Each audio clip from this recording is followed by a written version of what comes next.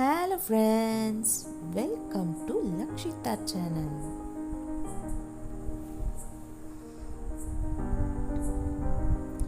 இன்னைக்கு நம்ம என்ன பார்க்க போறோம்னா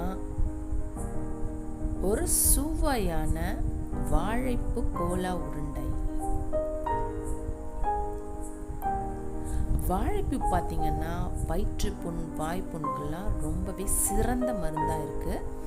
ஆனால் இதை நம்ம குட்டீஸ் கிட்ட கொடுத்தோம்னா கண்டிப்பாக சாப்பிட மாட்டாங்க. கசக்குது துவர்க்குதுன்னு கண்டிப்பாக ஒமிட் பண்ணுவாங்க.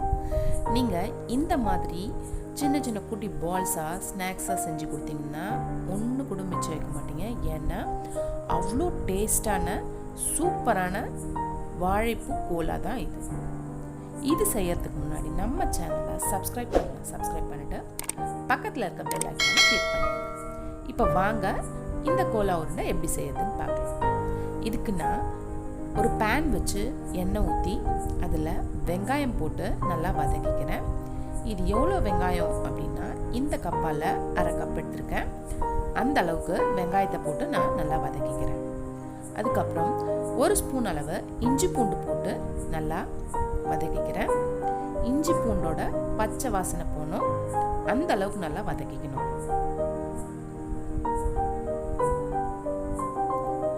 இப்போ வாழைப்பூ 3/4 கப் அளவு நான் எடுத்திருக்கேன். அதை நல்லா சுத்தம் பண்ணி பொடி பொடியாக கட் பண்ணி வச்சுருக்கேன். அதையும் நம்ம இந்த பேனில் போட்டு நல்லா வதக்கிக்கலாம். இந்த வாழைப்பூ நல்லா வேகணும். ஸோ நான் இதை ஒரு லிட்டு போட்டு க்ளோஸ் பண்ணிவிட்டு சிம்மில் வைக்கிறேன். அப்போ தான் இந்த வாழைப்பூ நல்லா வேகும். இப்போ கொஞ்ச நேரம் கழித்து அந்த லிட்டை எடுத்துட்டு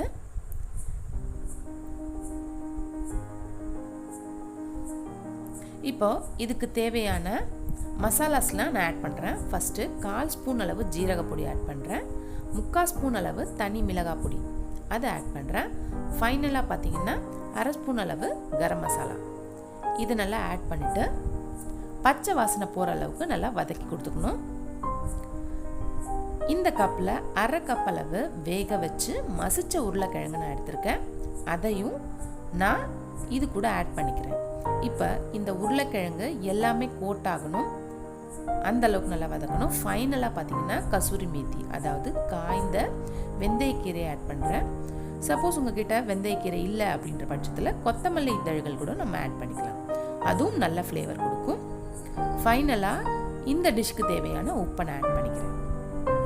உப்பு ஆட் பண்ணிக்கிட்டு லாஸ்ட் பார்த்தீங்கன்னா 1 ஸ்பூன் அளவு கோதுமை மாவு ஆட் பண்ணிக்கிறேன். ஏன்னா எல்லாமே பைண்ட் ஆகி வரதுக்காக, ஒன்று சேர்ந்து வரதுக்காக நான் 1 ஸ்பூன் அளவு கோதுமை மாவு ஆட் பண்ணி அந்த சூடுலே கலந்து விட்டுக்கிறேன். இதை தனியாக எடுத்து வச்சுக்கலாம். இப்போ இந்த கப்பில் 2 ஸ்பூன் அளவு நான் கோதுமை மாவு ஆட் பண்ணியிருக்கேன். அதை நல்லா தண்ணி விட்டு கட்டிகள் இல்லாமல் நல்லா கரைச்சி எடுத்துக்க போகிறேன்.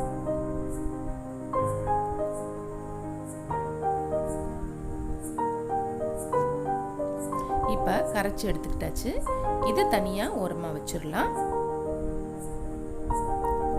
அப்புறம் நான் என்ன பண்ண போகிறேன் அப்படின்னா, இந்த நம்ம ரெடி பண்ணி வச்சோம் பார்த்தீங்களா, அந்த வாழைப்பூ மசாலாவை வந்து நான் குட்டி குட்டி பால்ஸாக உருட்டி வச்சுருக்கேன். இங்கே பார்த்தீங்கன்னா தட்டில் சேமியா ஃபஸ்ட்டு நான் வறுத்து எடுத்து வச்சுக்கிட்டேன். பொடி பொடியாக நுறுக்கியும் வச்சுக்கிட்டேன். இப்போ நம்ம ரெடி பண்ணி வச்சுருக்க பாலை நம்ம கோதுமை மாவு தண்ணியை போட்டு ஆட் பண்ணோம் பார்த்தீங்கன்னா, அதில் நல்லா டிப் பண்ணி கோட் ஆகிற அளவுக்கு நல்லா உருட்டி கொடுத்துக்கலாம். உருட்டி கொடுத்துக்கிட்டு பிறகு அதை எடுத்து நம்ம வறுத்து வச்ச சேமியாவில் போட்டு நல்லா கோட் ஆகிற அளவுக்கு நல்லா பெரட்டி எடுத்துடணும். பிறகு நம்ம எண்ணெய் ஊற்றி இந்த பால்ஸ் எல்லாம் ஒன்று ஒன்றா மெதுவாக வறுத்து எடுத்துக்கலாம். இப்போ இன்னைக்கான பாடலை பாட வேண்டிய நேரம் வந்தாச்சு. மழை பூக்களே ஒதுங்க இடம் பார்க்குதே,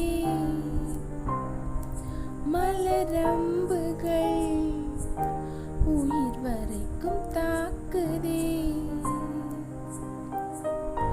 மழை செய்யும் கோளாறு கொதிக்குதே பாலாறு,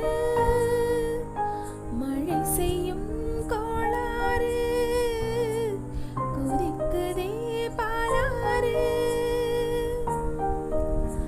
இந்த வெள்ளை மல்லிகை தேவக்கன்